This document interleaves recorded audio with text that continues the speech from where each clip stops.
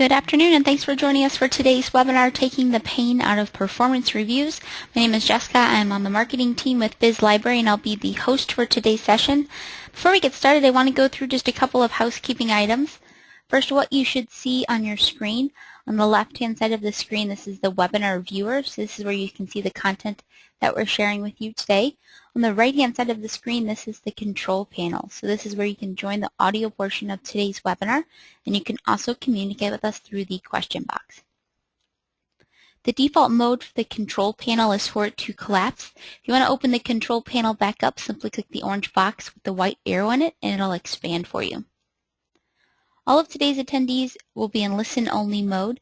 You can join the audio portion of today's webinar either through the teleconference line. You can also listen through your speakers. If you're going to listen through your speakers, I recommend either using a pair of headphones or a headset to get the best audio quality. We'd like to keep things pretty informal, so if you have any questions or discussion points or comments, feel free to send those over through the question box that's located within the control panel. I like to weave them in as it relates to the content that we're discussing in the webinar, and then I'll also leave some time at the end for Q&A. I am recording today's session, so I'll make a link to the webinar recording as well as the slides and follow-up information available on our blog after today's session. So that's bizlibrary.com/bizblog. Excuse me. If you'd like to download the slides for today's session, I put a link to those in the chat panel on the right-hand side of your screen. You should have also received a link to the slides in the reminder email that you received this morning. Happy to say that today's webinar has been approved for 1 hour CE credit for all of you HR professionals attending. I'll make a link to the completion certificate available at the end of today's webinar. I'll also send out an email with a link to the completion certificate within 24 hours. That email will come through GoToWebinar, so just make sure to check your inbox. Sometimes it goes to the junk folder when it's through a GoToWebinar email, so just a heads up on that. And again, I'll share the program ID number and certificate at the end of the webinar as well. Again, my name is Jessica Batts. Or Petrie now. I just got married a few months ago. I fell back into it. Petrie. I'm on the marketing team with BizLibrary. I graduated from the University of Missouri-Columbia with a bachelor in journalism. I've been working in the training and development industry now for about 5 years. I'm very active in social media. I tweet on behalf of BizLibrary at BizLibrary, and then also have my own Twitter account at JessLPetrie. I'm also really active on LinkedIn, so I like to share a lot of articles and discussions around training and development, human resources, and marketing. So if you're on either of those social networks, we'd love it if you'd reach out and connect. Presenting with us today is Chris Osborne. Chris is the VP of Marketing for BizLibrary. Chris has also worked in a consulting capacity with a Paris-based leadership development consulting firm where he helped organizations design and implement leadership and executive development programs. He's been performing learning, development, and training functions formally since 2000 and informally for organizations since 1987. Chris has also taught courses on conflict resolution and discrimination and the HR management program at WashU in St. Louis. Prior to Chris's move into the business sector, he practiced law in the areas of labor, employment, and business litigation for over 12 years. He graduated from WashU School of Law with honors in 1987. So here at BizLibrary, we kindly refer to Chris as a recovering lawyer. Chris is also active in social media, so you can find him on Twitter at Chris Osborne, STL, and he's also on LinkedIn. He's also, if any of you are planning to attend the Chicago eLearning Showcase, he's an instructor in one of the breakout sessions, so I'm sure he'd love it if you come to the session as well. It's coming up on, I think, Tuesday of next week. All right, to give you just a little bit of background on BizLibrary. BizLibrary is a leading provider of online employee training and e-learning solutions. The award-winning content library contains more than 7,000 online employee training videos covering every business topic, including communication skills, leadership and management, sales and customer service, compliance training, desktop computer skills, and more. BizLibrary's LMS, their learning management system, and social learning technology platform help HR and training leaders improve and manage employee learning. All right, so enough about us. I'm hoping to learn a little bit more about the attendees that we have with us today. So I have 2 quick poll questions. to get things going for today. So you should see the poll pop up on your screen in just a minute. So what would you say is the biggest pain with performance reviews? Is it A, they're infrequent, B, they're generic, C, not every goal is considered, D, not agile, or E, bad for engagement? Hey, Jessica. Hey, Chris, how are you? Good. Good. Very good.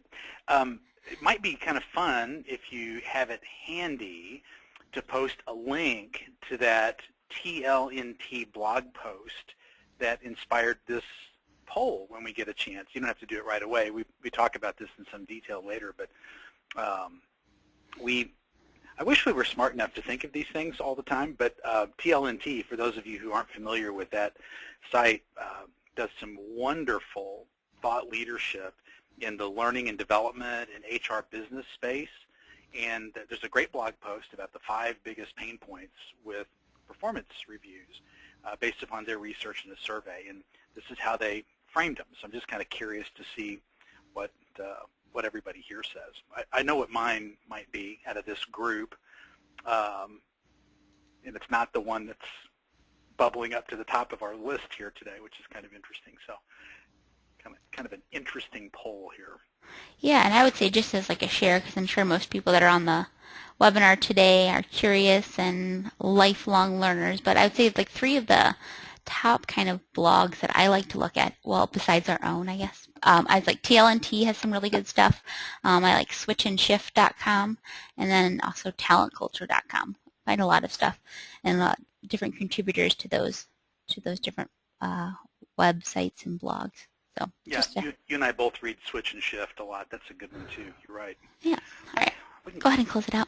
All right. So we got 53% said generic, 13% said not every goal is considered, 18% infrequent, 8% not agile, 8% said bad for engagement.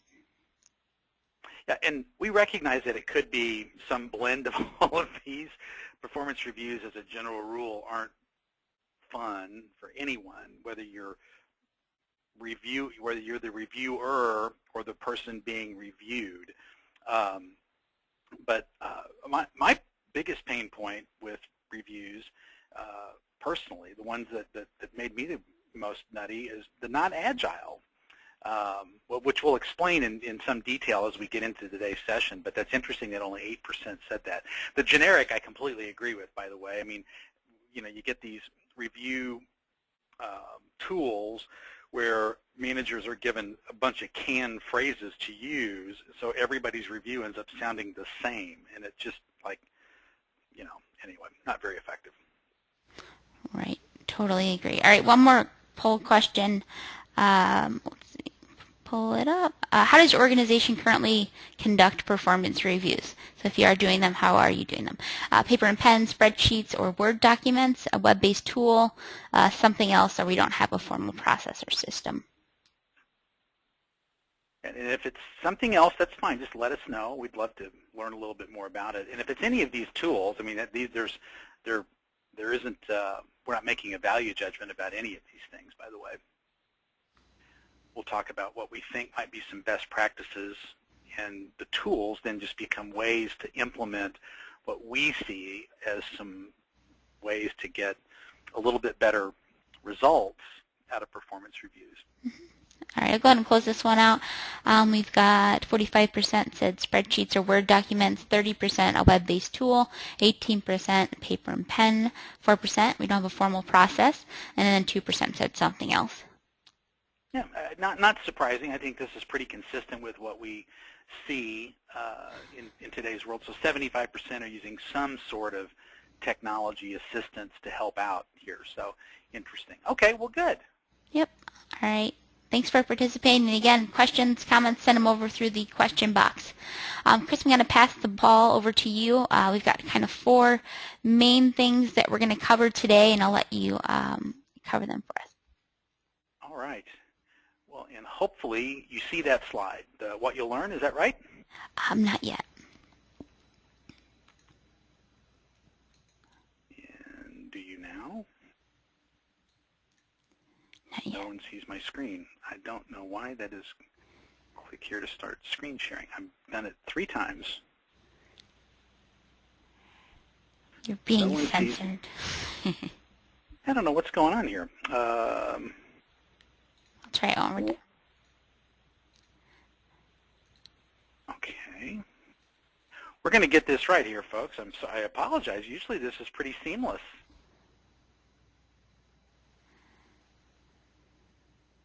Wow.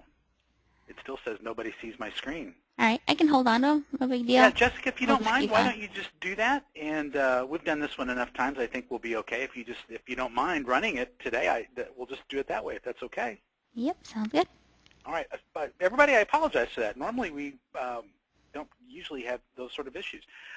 Okay, so as Jessica mentioned, we have 4 high-level things we want to cover today. We want to talk at a strategic level, at a real high level, the role of performance management and why we do performance reviews, and I have my own opinion about that. And then we want to really dive into key strategies for effective performance management and how to weave performance reviews, sort of best practices performance reviews, into that approach. And then we want to talk about how performance management and continuous learning and development, we think, are interconnected to the point that you really can't separate the two. So I just think, anyway, these are the 4 things we want to cover. So Jessica, if we can go to the next slide. This is some data that we uncovered when we were doing our research for this. Okay, I'm not seeing the next slide. Are you trying to move forward there? There we go. This is some research that we uncovered about performance reviews. And I just want to pose a question to you, and just step back and think about this for just a minute. If 45% of the leaders in a profession think that a specific process isn't accurate, doesn't accurately reflect what it's supposed to reflect, would the profession continue to do it? In most instances, we would say resoundingly, no, we would stop. But 45% of HR leaders think annual performance reviews are not accurate appraisals of employees' work. And that's according to a 2012 SHRM Global Force survey. And by the way, that percentage is up from 39% from a survey from the same 2 groups a few years before. So we're not getting better at performance reviews. If anything, we're getting worse at them. And then at least 30% of performance reviews ended up in decreased employee performance. That's based upon an article published in Psychology Bulletin. And 45% of employees think that clear, honest communication from managers would actually improve the quality of management. So there's a hint about some of the best practices we're going to talk about. But think about that top number for just a second. That is a stunning number to me. Yet it's a practice that we see repeated in organization after organization after organization, and pretty much doing them the same way we've always done them. So kind of hard to do. I love this quote from Guy Browning. He's a British humorist and writer. Appraisals are where you get together with your team leader and agree what an outstanding member of the team you are, how much your contribution has been valued, what massive potential you have, and in recognition of all this, would you mind having your salary halved? I don't know if you've had that experience or not. I certainly did at the job before I came here, literally. They wanted me to cut my salary in half. Amazing stuff, amazing stuff. So this was inspired by a fabulous book that we found published this year in 2014, co-written by Jeffrey and Linda Russell. And we adapted this a little bit from a book called Fearless Performance Reviews, Coaching Conversations that Turn Every Employee into a Star Player. There's a really great book out there about the terrible twos of training, and so we kind of adapted this a little bit.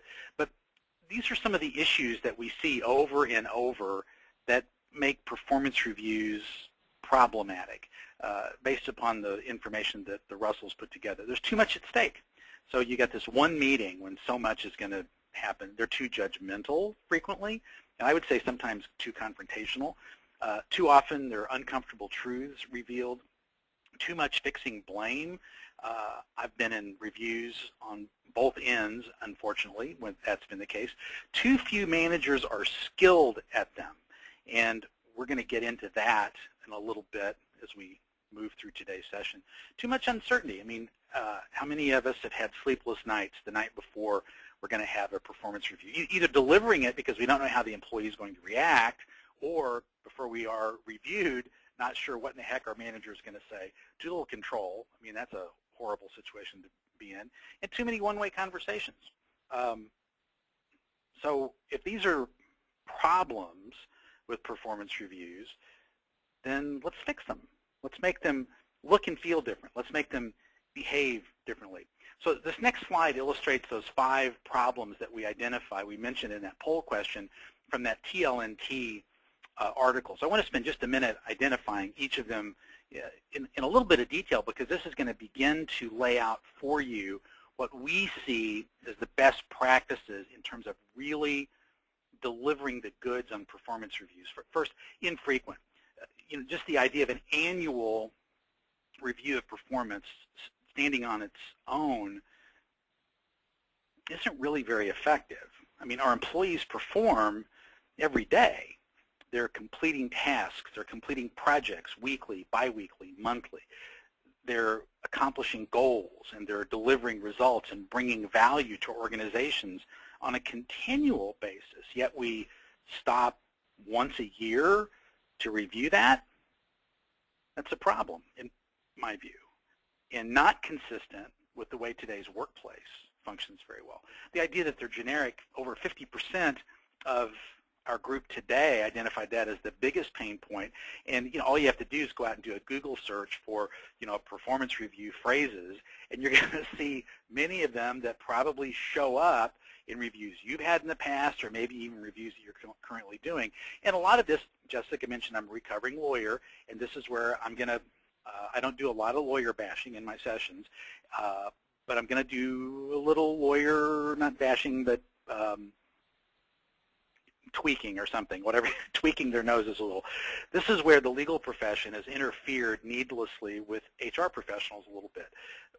There's been this push to make performance reviews, quote unquote, legally defensible, because so often performance reviews are a precursor to some sort of disciplinary action, including termination, or we use performance reviews in legal proceedings or disciplinary proceedings. So we want to make sure that we use language that can be defensible.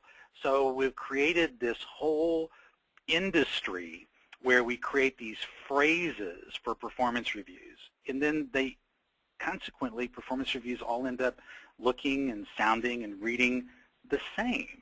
So they're not personal.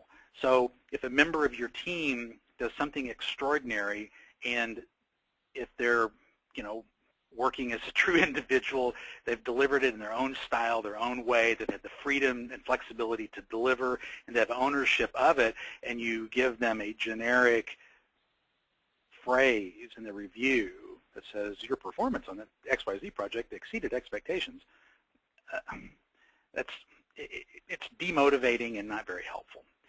The next piece of this, not every goal is considered, is really true, particularly in this work world.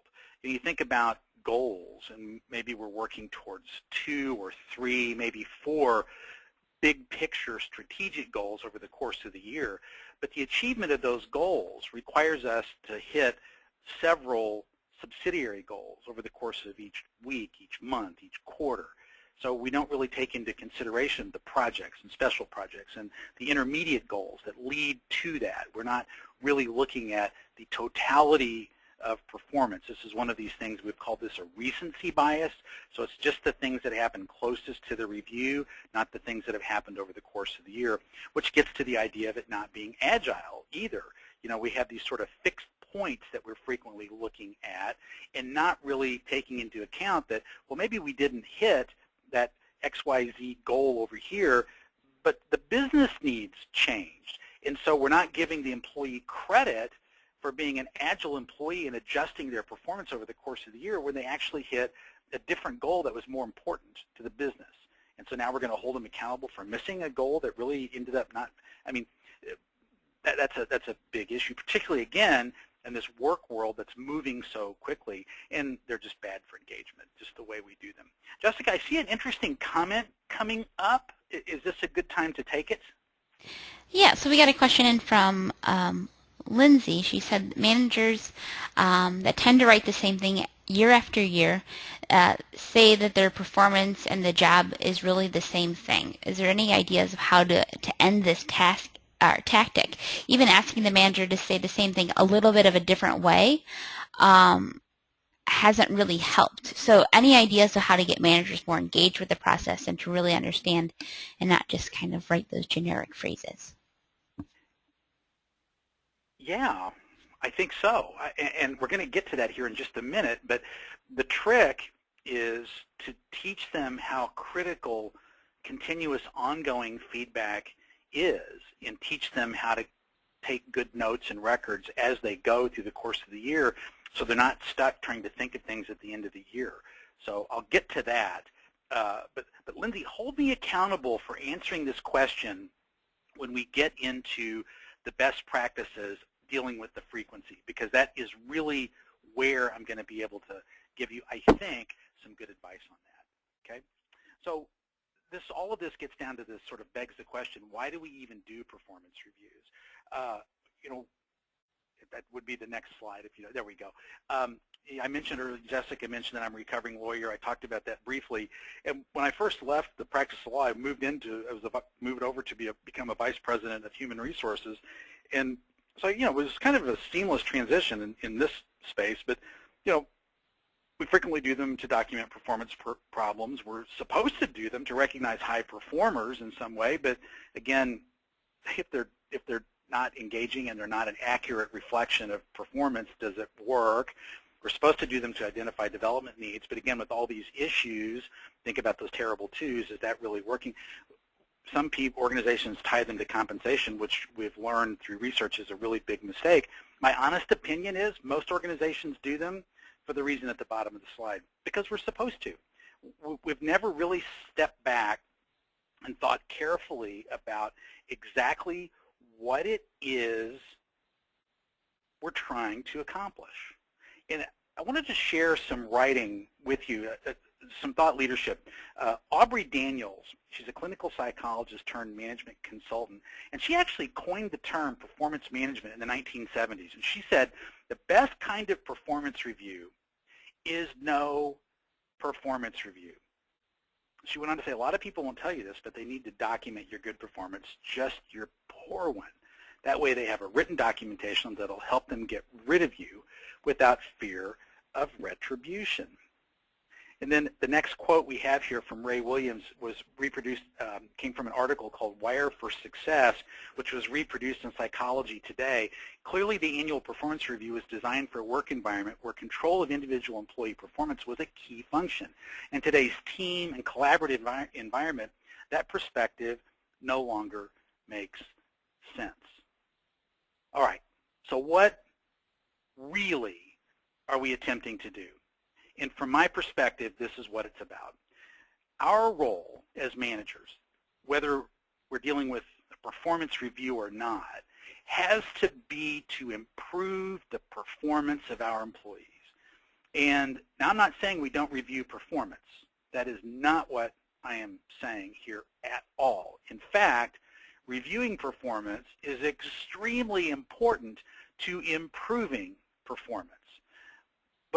In order to actually improve performance, we need to change our mindset away from this sort of, this is going to be an annual event. This is going to be done using canned phrases. This is going to be done with an eye towards what I remember recently. We've got to change our mindset, and we've got to make this entire process a collaborative coaching process, which means that we have got to teach our managers and train our managers. And Lindsay, this is really getting right into where you were. Teach and train our managers that it is in their best interest, and it'll help them perform better by learning to collaborate with and coach their employees to better performance on a continuous day-to-day basis. That's how we're going to improve performance. So we've got some ideas for you in terms of how to make this happen.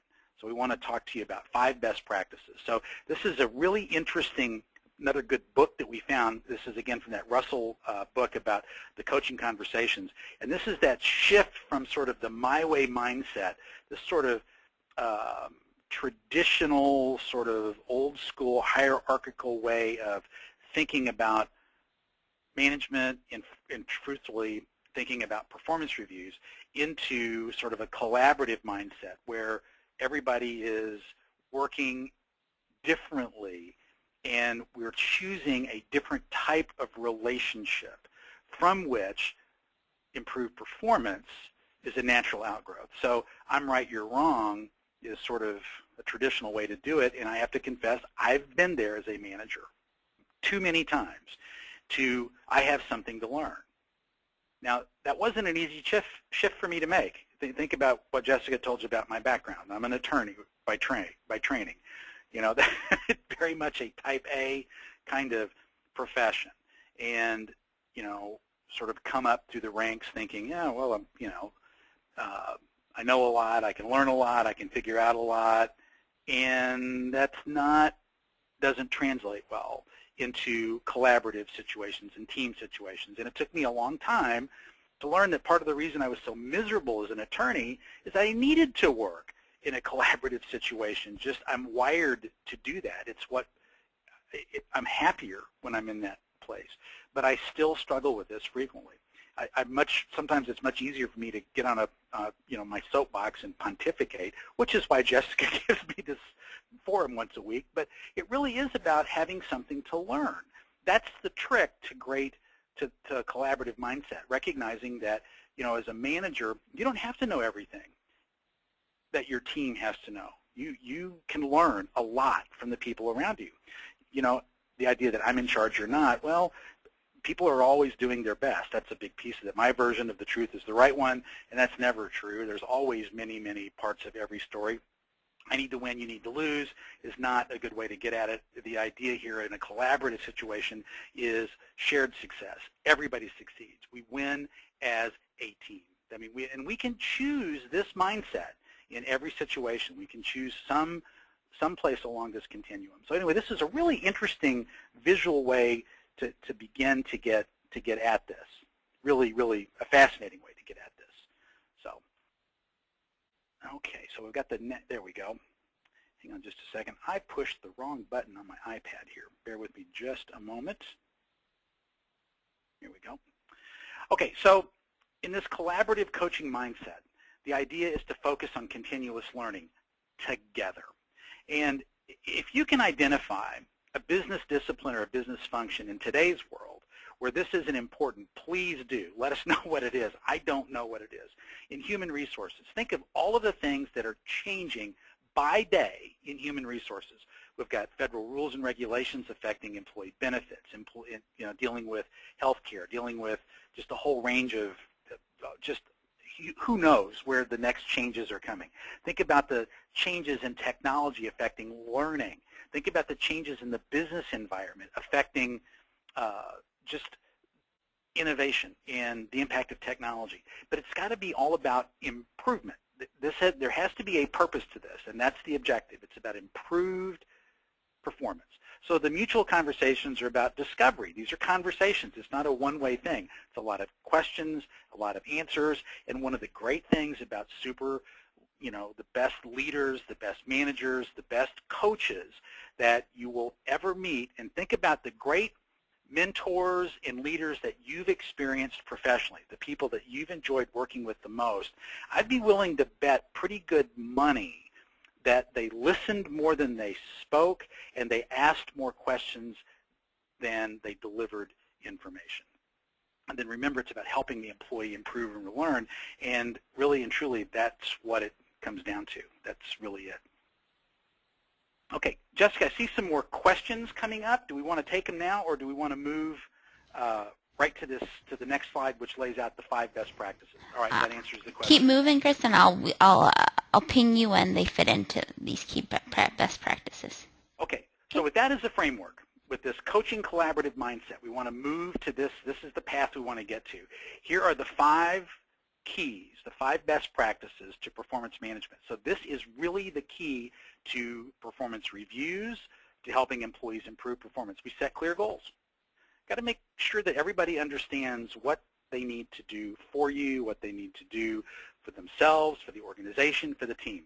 Next, we need to make sure that everybody understands the critical job responsibilities that they need to perform effectively to deliver on those goals. And we want to identify and use competencies. You know, don't leave people in the dark about what they have to do to perform well.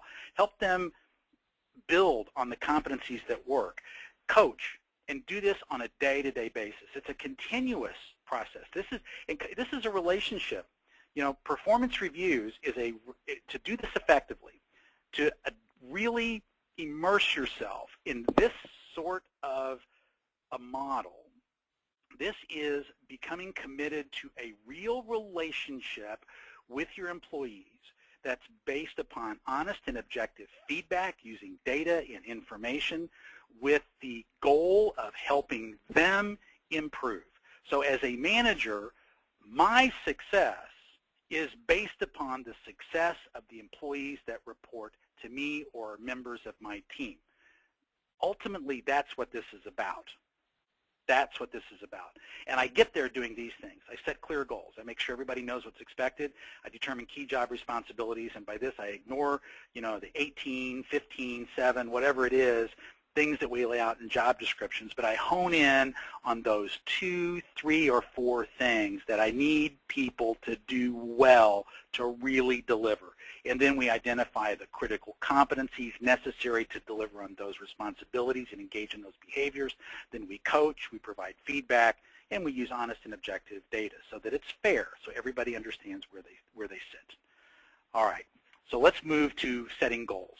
This is the foundation to this whole thing. And what we want to make sure that we're doing here is we want to make sure we're setting goals that establish sort of benchmarks for a whole range of important decisions that our employees have to make on a day-to-day basis.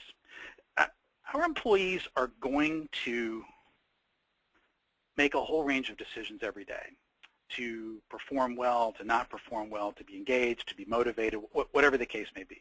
And if you're giving your employees ownership of their role and that you trust them, hopefully you do, you're going to hopefully be encouraging them to make decisions and take a certain level of risk. So by setting goals for them, you provide for them a benchmark, a set of values, so to speak, by which they can measure their decision-making and take appropriate levels of risk. Okay, that's the idea.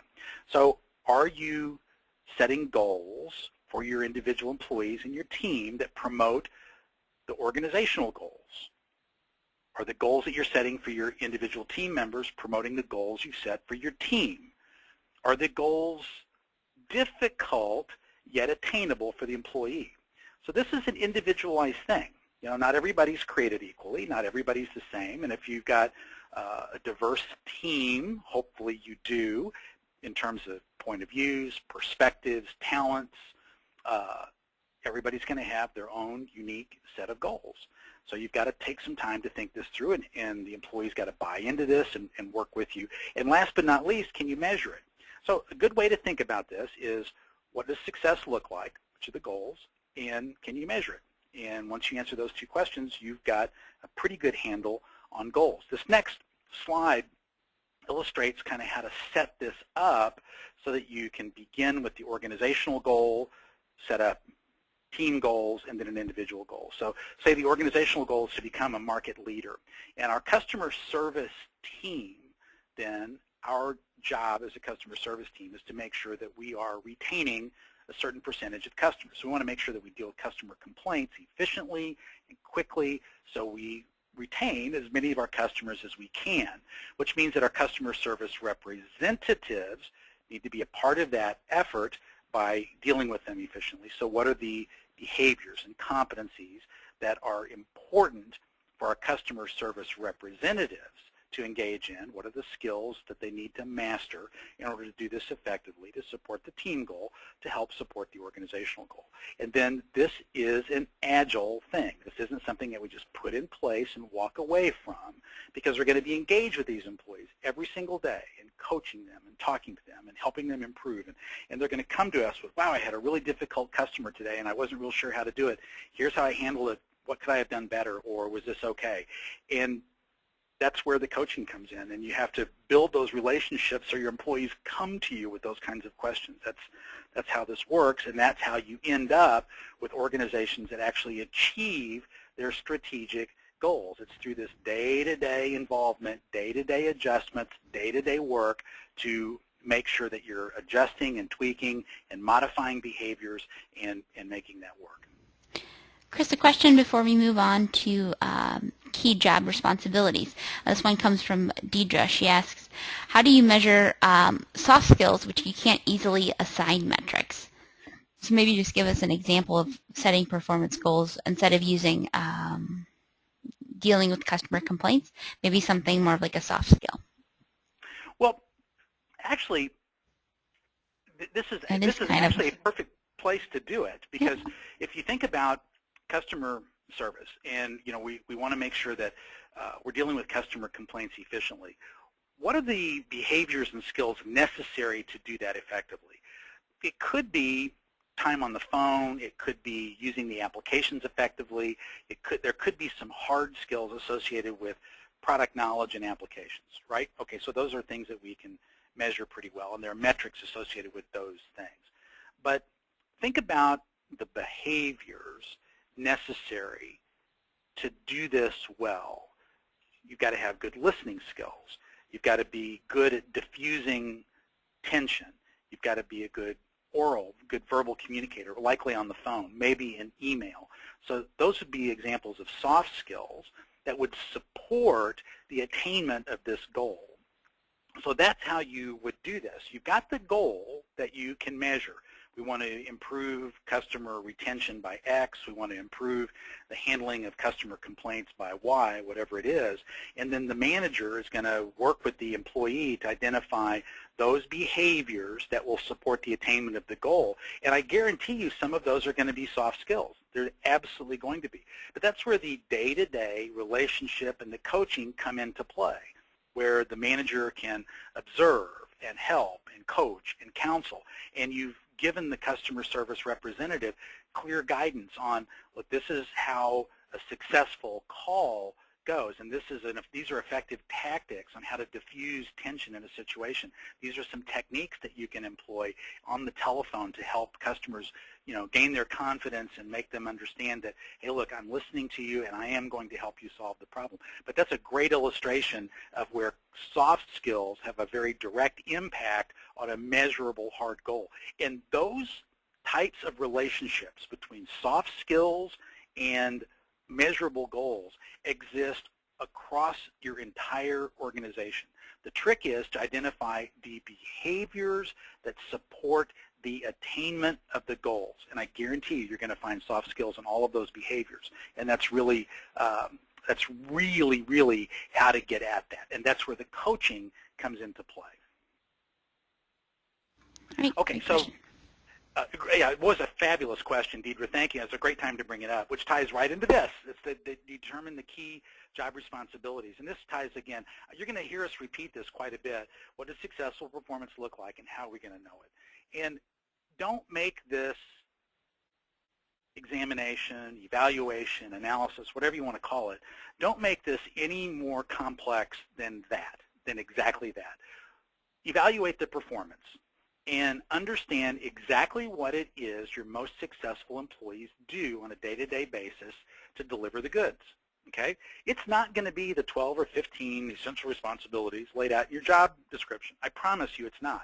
It's going to be 2 or 3 or 4 critical job responsibilities, that behaviors, whatever it is, however you want to cast that they engage in on a repeated basis at a certain level of mastery over and over and over that deliver the results. And those are the things that you want to repeat. Identify those key responsibilities. It does not have to be any more complicated than exactly that. You just don't need to do it. And then this is another key piece of it. I love this quote. Jessica and I are big fans of this survey. Every year, Gallup publishes a survey called State of the American Workplace, and the survey in 2013 was one of the most, it's the most recent one published, but it's also a pretty good reflection of sort of where the economy, sort of where workers are in a, slowly recovering economy. Managers have unique opportunities in their daily interactions with employees to empower them to discover and develop their strengths, and they have the ability to position employees in roles where they can do what they do best every day. Employees who feel engaged at work and who are able to use their strengths in their jobs are more productive and profitable and have higher quality work, which ties right back into that piece before. Identify those key competencies, and it ties, or the job roles, and it ties right into this next slide. We want to play on employees' strengths. It is very, very hard to improve in weak areas. We can, but we can do a ton of work and see marginal improvement. On the other hand, if we find places where employees are motivated and they enjoy engaging in these behaviors, enjoy doing these things, we can, with some effort, see much, much greater gains in those competencies.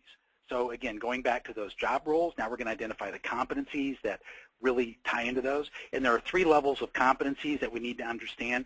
What we identify as core competencies, those are sort of industry and company culture competencies. So an industry competency, we're in the learning and learning technology business. We expect every employee here to have some level of competence and knowledge in that industry. A company culture here might be continuous learning, whatever it is in your organization.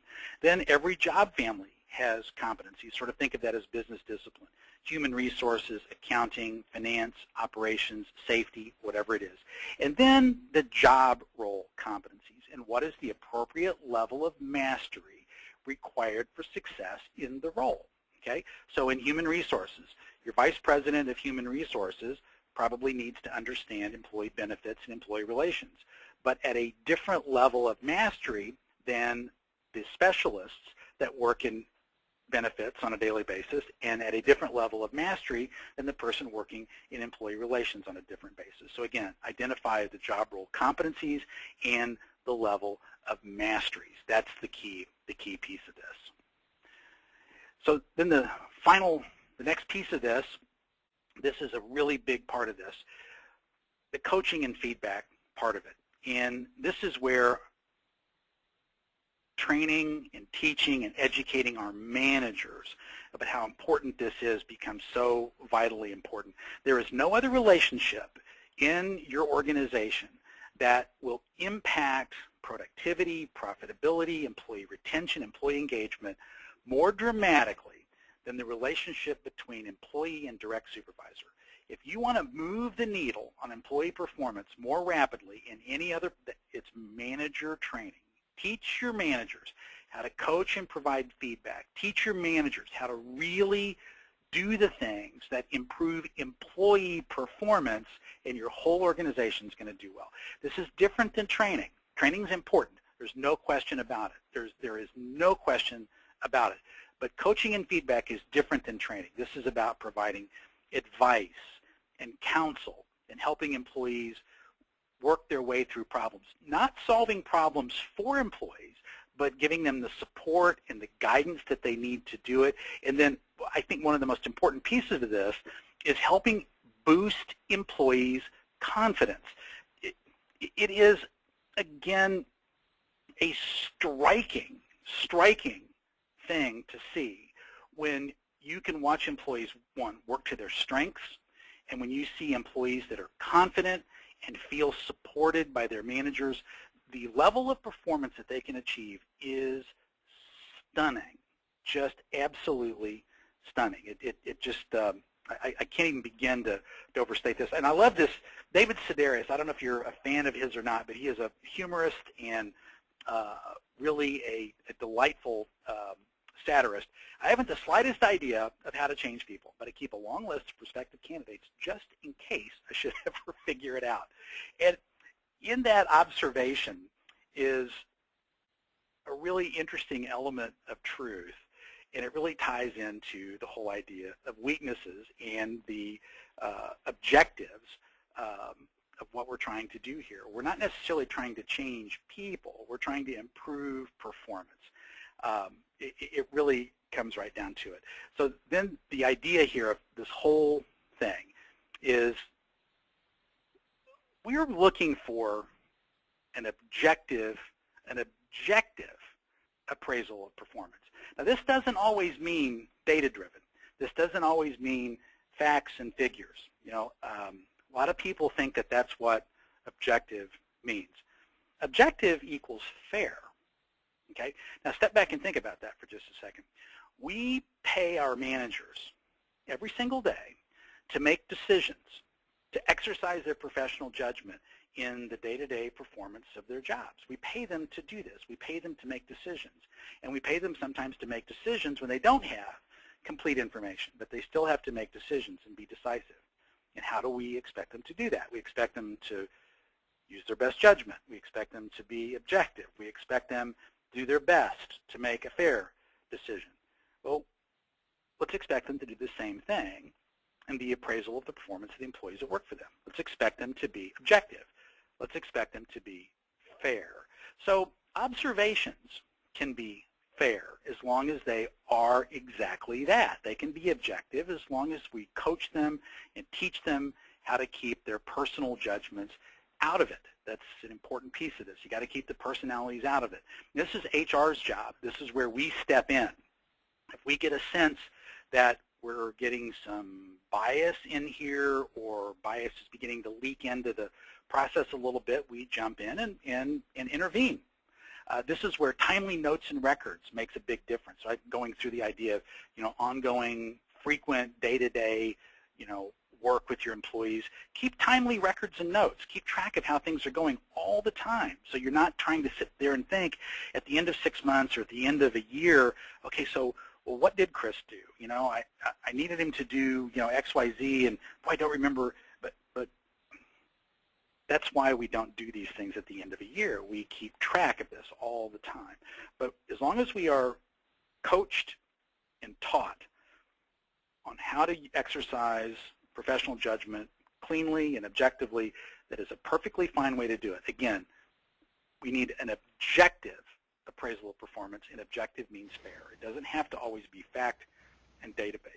So why does this all begin to lead directly to learning? Well, if we can turn this sort of performance review and performance management process into that coaching collaborative mindset, where the idea is continuous improvement, continuous learning, learning together. Look at this next slide. Look at what these business results can be. This isn't pie in the sky. This isn't dreamland. This is real bottom line business benefits. Organizations that have strong learning cultures really do outperform their peers. They're 46% more likely to be first to market. They're 37% more productive. They have a 33% better response to customer needs, 26% better quality products, 58% more prepared to meet future demand, and 17% more profitable. That's from some data published by Burson by Deloitte in 2012. So again, stepping back again, just step back strategically. If the objective of performance reviews is to actually improve employee performance, then let's quit thinking of it as a one-off, once-a-year event. And let's think about it as a continuous, ongoing process whereby our managers are engaged with our employees all the time. They're working with them. They're collaborating with them. they're coaching them to improve performance every single day with an eye towards goals, helping them work on strengths, identifying those behaviors that really push benefits and results that really do promote where we're trying to get to as an organization. So this is Jessica put this together, and this is just an example of what a skills development plan might look like. The idea here is somebody's got to lead meetings. So what is it that we want to do in terms of development options? Well, we've got a video that we want you to look at, and here's my development action. I want to gather with the team to discuss the meeting management, create meeting expectations that I can apply, and then we're going to review this every month. Maybe you've got meetings each week, so it's too much to expect for improvement week to week to week, but in a 1-month increment, after I've led 3 or 4 meetings, are the meetings going better? Are we seeing actual results? Are people walking out of the meetings with clear direction? Are the meetings getting shorter? Are they getting more meaningful? So there's an example of a pretty effective, pretty well done plan. So just a quick review. Here are the 5 best practices to effective performance management. And you can substitute 5 keys to effective performance reviews if you want. But if you think about performance reviews as a subset of performance management, here you go. Set clear goals. Make sure people know exactly what's expected of them. Don't leave this to chance. Don't put it out there as, well, this is where we want to go. Set the goals and make them transparent. Make sure everybody can find them and understand what needs to happen. Determine the key job responsibilities so that everybody on the team understands what they need to do to contribute to it. And then identify and use competencies. In that 2 and 3, find the strengths of your employees and get them in roles where they're really playing to their strengths. And that's a huge step towards improving performance. And then teach your managers how to coach, and teach them the value and importance of day-to-day coaching and continuous feedback. And then teach them about the importance and value of honest and objective feedback. And I want to leave you with one additional thought, and I'm going to turn it over to Jessica. On the feedback and the coaching, we frequently look at a mistake or a failure, and they're going to happen, by the way, especially if we give people the freedom and flexibility to do things. People are going to make mistakes, and truthfully, that's okay. We need to give people the freedom to fail. That is okay. And I've heard this before. I've used this phrase before, regrettably, I have to admit. But we frequently think of those situations as learning opportunities. All right, so let's say you've got an engaged employee and they've made a mistake. Who feels bad about that? I guarantee you the employee does. Guarantee it. They feel bad about it. Is that the time to sit down and go over all the things that they did wrong that led to the mistake? They're already doing that. I promise you they're already doing that. Just ask the employee a couple of questions. Can it be fixed, and can you fix it? If they answer yes to both of those questions, tell them, go fix it, and we'll talk later. And some coaching is appropriate in those circumstances about the decision making. What would you do differently? Okay. Instead, think about feedback and coaching after a win. So you had a big success, a great quarter, or a project went really well. You get the team together, you debrief the project, sort of an after-action review, but it went really well. Think about everybody's mindset when things have gone well. Everybody's earned, extraordinary bonus for the quarter, and you debrief the quarter. Where's everybody's mindset? It's positive, right? Things went really well. So what did we do extraordinarily well? What did we do pretty well? And what did we do kind of okay? Where are opportunities for improvement? What could we leverage that we did really well and do more of? The things that we did pretty well, should we do less of that, or how can we improve? But when you are coaching from a position of a win, when you've got everybody's mind in a positive place, you can actually do much more effective teaching in that circumstance. So that would be one of the tips that I would give you on a quick and fairly easy way to rapidly improve the quality of the coaching that's going on with your managers, is encourage them to teach after wins, not after losses. Jessica, I'm going to be quiet, get a quick drink, and turn this over to you for a few minutes. All right. Sounds good, Chris. So we've already gotten a lot of great questions in, so I'm going to make sure that we have some time for those, but feel free to send additional questions over through the question box located within the control panel. I have a couple of recommended resources for you and for your managers. This first one, you should see it up on your screen. It's actually one of my favorites that's included in the Biz Library collection, but it's a short leadership lesson video. It features the author Marcus Buckingham of the book First Break All the Rules.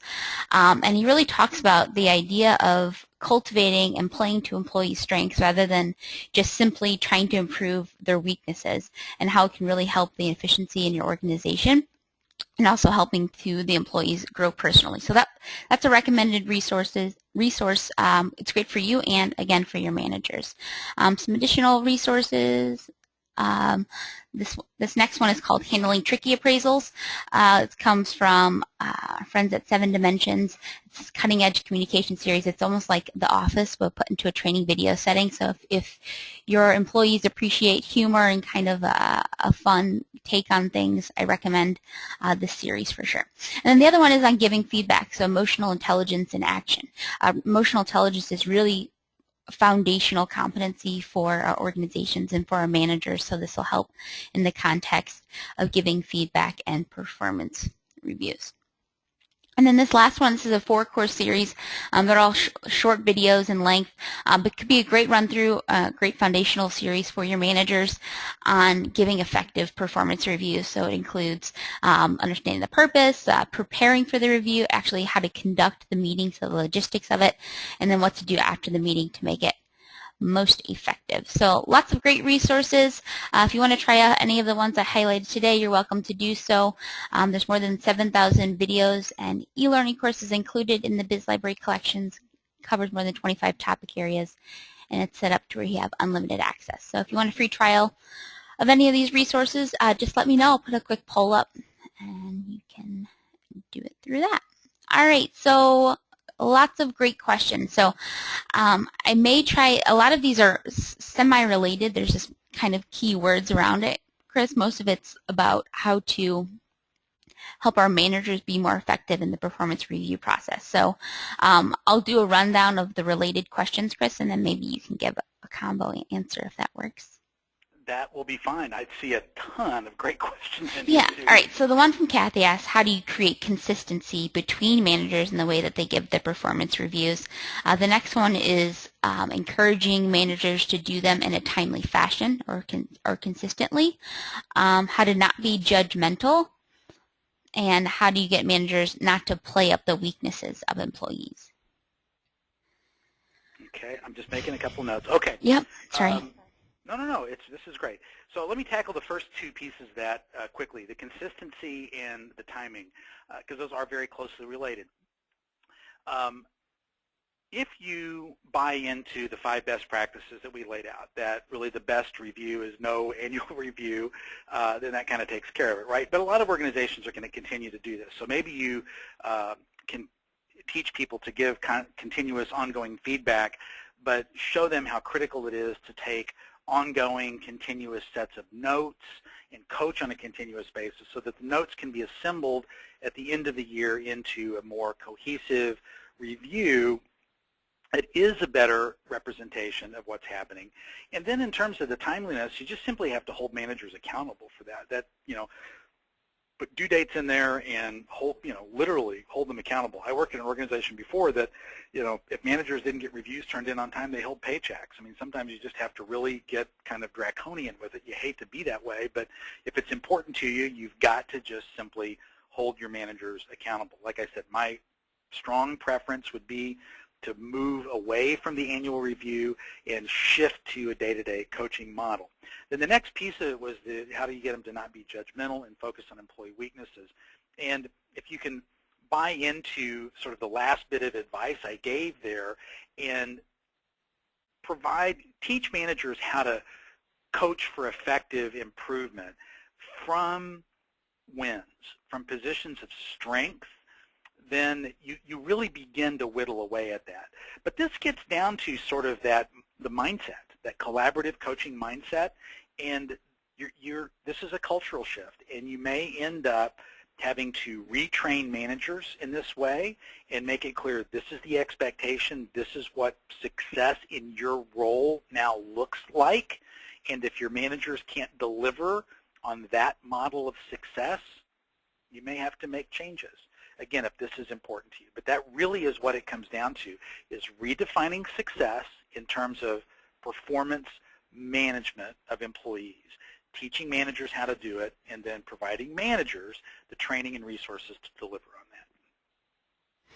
that. All right, so this other question is from Renisha. She asks, how do you get managers to give reviews that aren't biased towards the personal feelings that the manager has towards the individual, but strictly about the performance? Great question, and this is where HR has to step in and be sort of the gatekeeper on this. If you get a sense that there's some bias leaching into or leaking into the review, you have to address that with the manager immediately. And you probably, if you've got your ear to the ground, you probably have a sense of where there's risks for that. So intervene. Don't wait. Intervene. Get in there and talk to the manager and find out whether they've been doing the day-to-day coaching, find out whether the feedback has been given on a day-to-day basis, and get these people together and make sure that you can get that kind of baked out of the review. But that's where HR is going to have to intervene. There is no other way to do that. One. Two, again, going back to what I said before, making sure that you define success for the managers as including effective performance management and make sure that that is not a part of it. All right, I'll go ahead and wrap things up today. Again, thank you so much for all the great questions. For those of you that are attending for HRCI credit, I put a link to the completion certificate in the chat panel on the right-hand side of your screen. I'll also send out a follow-up email that'll include a link to the completion certificate as well. I did record today's session, so I'll put the webinar recording as well as the slides and follow-up information up on our blog this afternoon. I put a link to that in the chat panel on the right-hand side of the screen. We do these webinars every week, so hope you'll consider joining us for a future session. Next week's webinar is on Thinkorswim, supporting the transition to new manager. Again, thanks for joining us today. Thank you, Chris, for presenting. That was my pleasure. Thanks, everybody, for attending. We really appreciate it.